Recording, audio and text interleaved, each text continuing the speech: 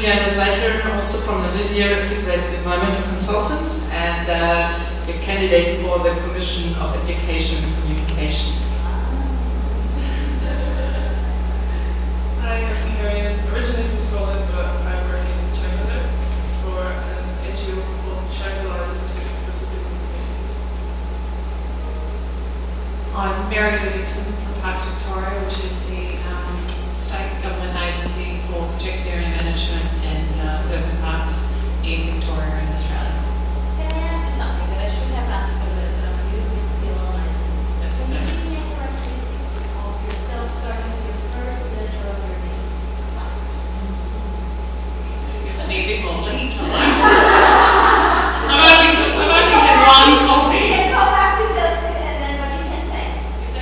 Okay, I'll go back to you. Justin, one characteristic about yourself that starts with a U. With a U. Universal. Okay. How about you? Unique. Humorous. Humorous. Perfect. Jovial. Jovial. Okay, we have a very jolly crowd today. Sorry, that's all. This is Very.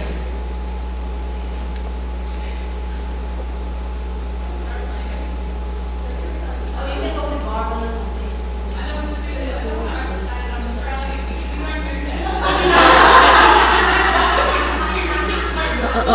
근데 하나가 여기 올려있거든요. 다 들고 있으니까. 저거 스피치 안 쓰는 마이크. 저기 단상이 써있어. I'm Vivian Solis from Costa Rica. I'm from Cope Solidar and also from CISP Commission. Very pleased to be here. We have worked with the team on gender and climate issues for a while now, trying to mainstream gender in the Central American strategies. Thank you. Ah, the V. It's a hard one in Spanish, the V. We don't have many words in vivacious. Is that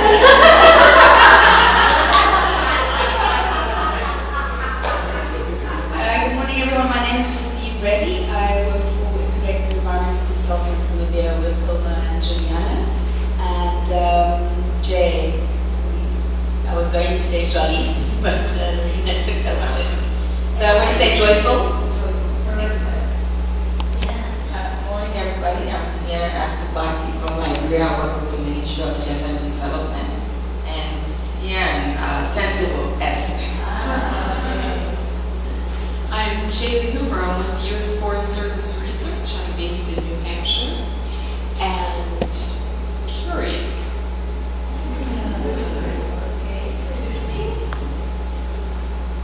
I'm Firdausi from Bangladesh, Firdausi Begum from Bangladesh. I am Executive Director of the Development of Biotechnology and Environmental Conservation Centers called DevTech, and I'm a member of IUCN, national member, very old national member of IUCN. I'm working in conservation and biodiversity and climate change and gender. And I am also the climate change negotiator, national climate change negotiator. And my request is I'm very friendly. Yes. We have to believe that Justine.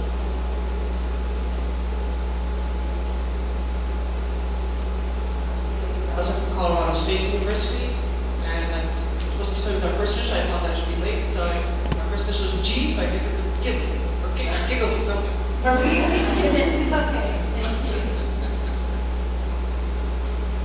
My name is Diamond Ben. I come from Malawi, and I work for the NGO, Youth and Organization for Civil Government.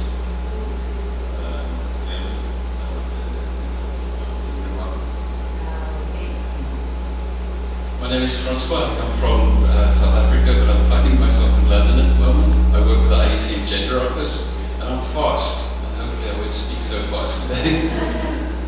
Hello, I'm Arzu. I'm from Nepal, and I'm an advocate. So advocate Arzu, because I'm always advocating for issues, and I'm also running for councillor from the South and East Asia region. So please vote for me. And Arzu has been the head of the Visa Commission. No, it's a committee. within a task force within the council that deals with gender at the highest level. So she has been the chair for the past few years on that. We hope we should not miss her capacity. Morning everyone, my name is Abida Bila Setiawati. You can call me Abida. I'm from an NGO, Women Organizing for Change in Agriculture and Natural Resource Management, based in Thailand. I'm not sure my characteristic with a. I want to say happy, but it's with H.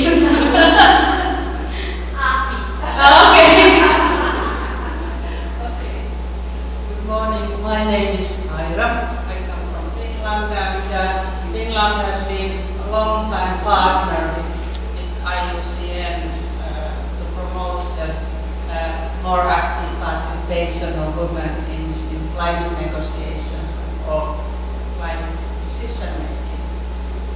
I have been working with our Finnish Ministry of Environment for more than 20 years, but the partner actually is our ministry called Foreign Affairs. And Aira brings me to adaptive. Yes. I think we are all going to discuss also the adaptation later today.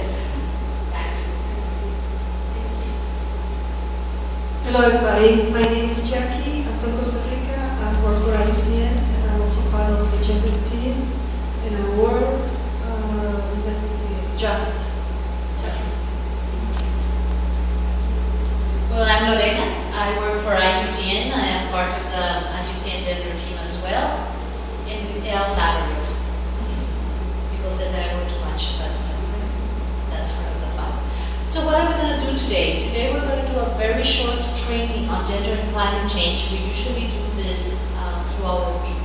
It's a week training in which we really go in depth.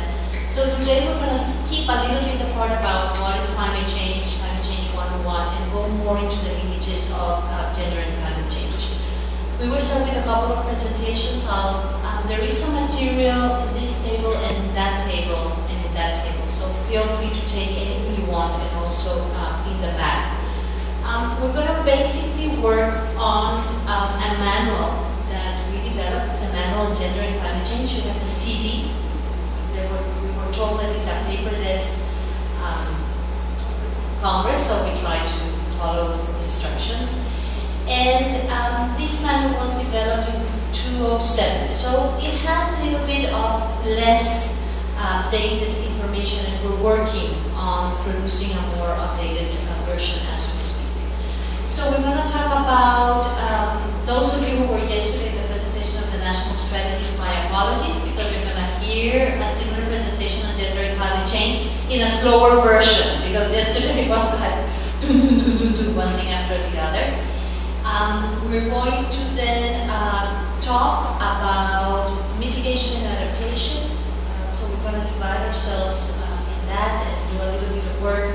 We're going to look at the national strategies, but we're going to look at the text that is coming out of the national strategies. You see that we have 4 different topics. We have forest, we have water, we have agriculture, and we have energy. So we're going to divide ourselves and read what the countries are proposing to do on those topics.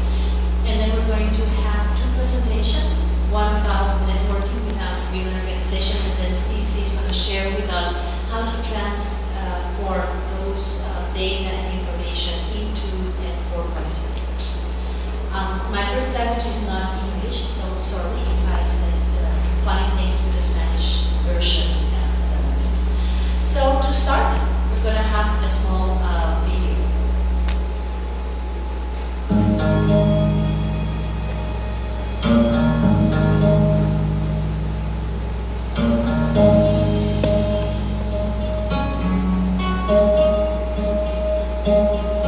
When drought parches wells and streams, someone must carry water.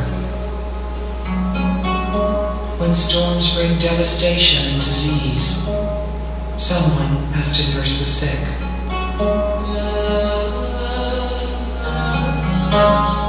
Climate change hits hardest on the planet's vulnerable edges. If women hold up half the sky, What do we do when it seems the sky is falling?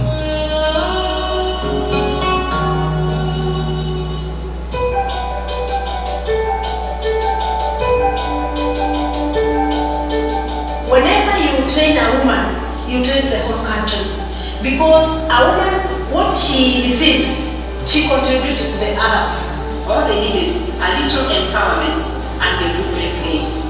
Now, if we don't train and educate the women, who is going to deal with disaster? Women is love, and we need a love. And without women, we can't do any change. In the international quest to adapt to climate change, women in the developing world have been largely ignored. But they refuse to be passive victims of this crisis. In fact, they're one of the most effective weapons in the fight against it.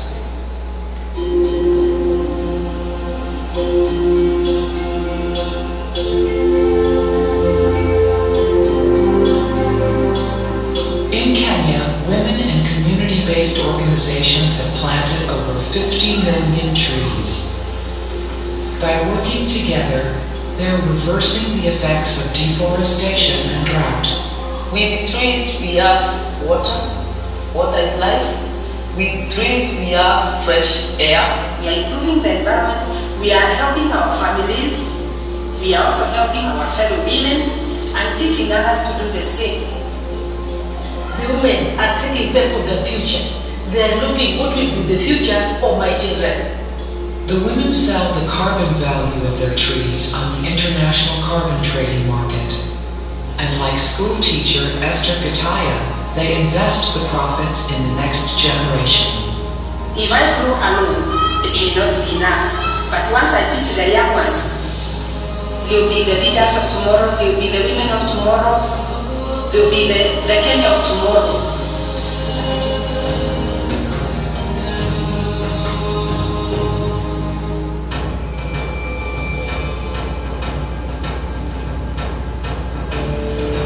In Bangladesh, Runa Khan has built 2 floating hospitals and 30 schools. She's helping the women of her country prepare for an increasing number of extreme weather events. Every few years, 5 years, 10 years, there used to be a massive flood. Now you can get floods coming in twice a year. The rains come and everything that they've invested in is washed off. So they become poorer and poorer.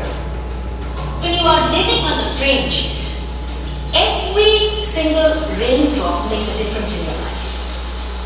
Runa's mission is to make women healthier and stronger so they can survive unpredictable flooding, and to give them skills to start new lives if they have to leave everything behind. These women, they are the epicenter on which the whole society is rotating. If they are educated, if they can earn money, they can mobilize families, they can mobilize villages. From knowing not even how to hold a pencil, after 8 months they come out reading, writing, doing mathematics. You see them blooming in front of our eyes. From shy, timid women into somebody who's a force to be reckoned with.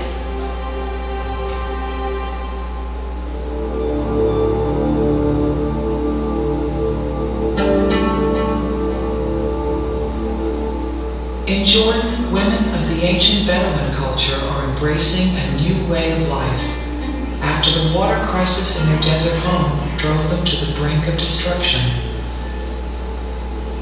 The woman is the person who really feel and touch this change. To make any sustainable work or any sustainable development in this area, you have to deal with her. Because she's carrying everything. She feeding the sheep, she cooking, washing, raising the kids, cutting the wood, collecting the wood, bringing the water, everything. Man can't work anything. He can't milking, he can't sheeping, he can't cooking. She is the leader there. Janan Naqshbandi is helping these leaders lead their communities to a new kind of oasis. She teaches computer skills, giving Bedouin women a chance at better jobs and a livelihood that doesn't rely on a parched landscape. You can change the life for the best. If she is empowered, she tries to empower the other. Whenever you support women in Badiya, you support thousands of women.